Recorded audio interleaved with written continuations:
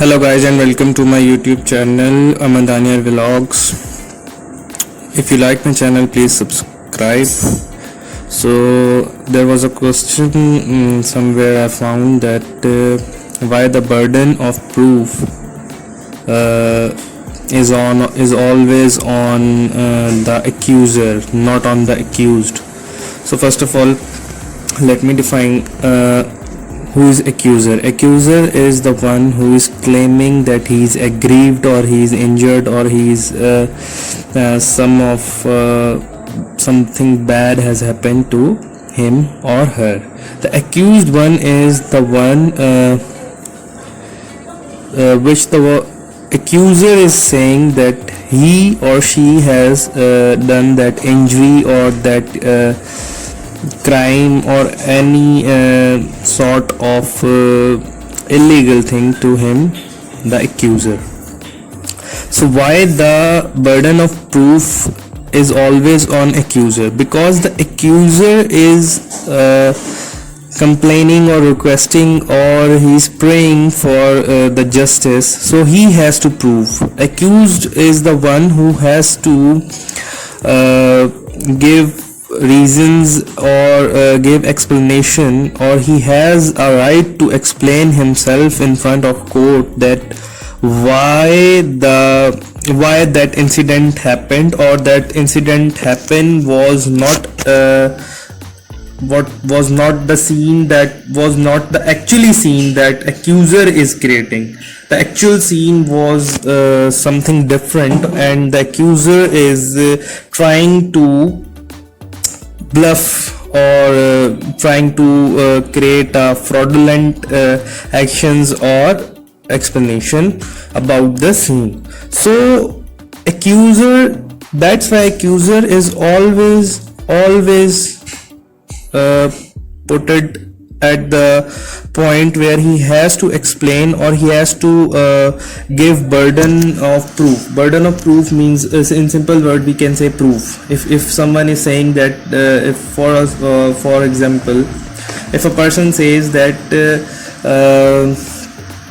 my friend has injured me, or he has attacked me, or he has attempted to murder me or kill me with a knife. So there is a scene, two person, there is an accuser and there is accused. So the first person is accuser is being attacked by the accused one with a knife or with anything, any object. So there is an evidence, there is an object, knife. So accuser has to produce that knife in front of court, so that it can be explained, or it will be helpful for the court to justify, to produce justice, to give justice to both parties. Then according to accuser, if the accused one has attacked the accuser, so he's being attacked, the accuser has been attacked by the accused one, so there should be a wound or an injury on the body or anywhere on his or her body, so that it can be defined or it can be explained in front of court that this is a burden of proof. So these things comes in the zone of burden of proof, or we can say in the category of burden of proof. So that's why this is the complete explanation why the accuser is always being asked to provide the burden of proof, to prove himself that he is right, he was being aggrieved, yeah, he is aggrieved or he is injured.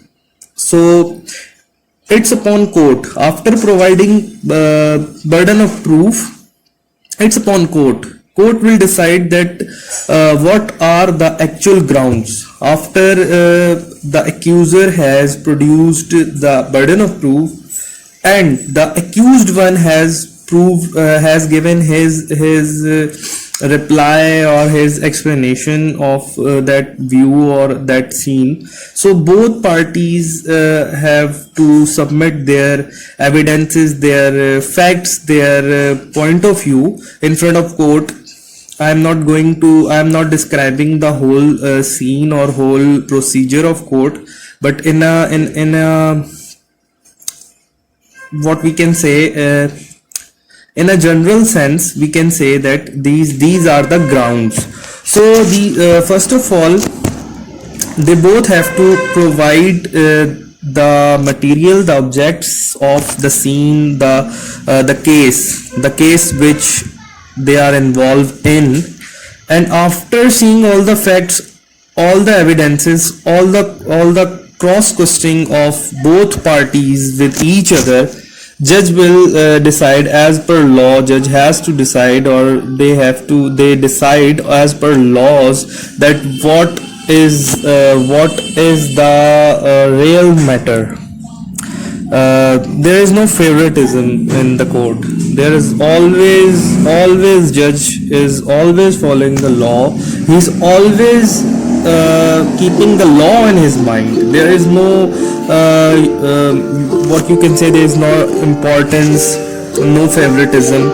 There is only law. So if the accuser provide burden of proof and he is actually aggrieved, then the case will be on his side. And if the burden of proofs are not enough, or the facts are all that things, evidences are not enough, so it's upon the court. So if you like this video, please subscribe. I have tried my best to provide the best voice and the best quality that I have. My resources are not that much big enough that I can provide the HD product or the HD sound quality, but I am trying to provide my best. So thanks for watching. If you are still watching, then please kindly subscribe me so that I can grow my channel. Thank you.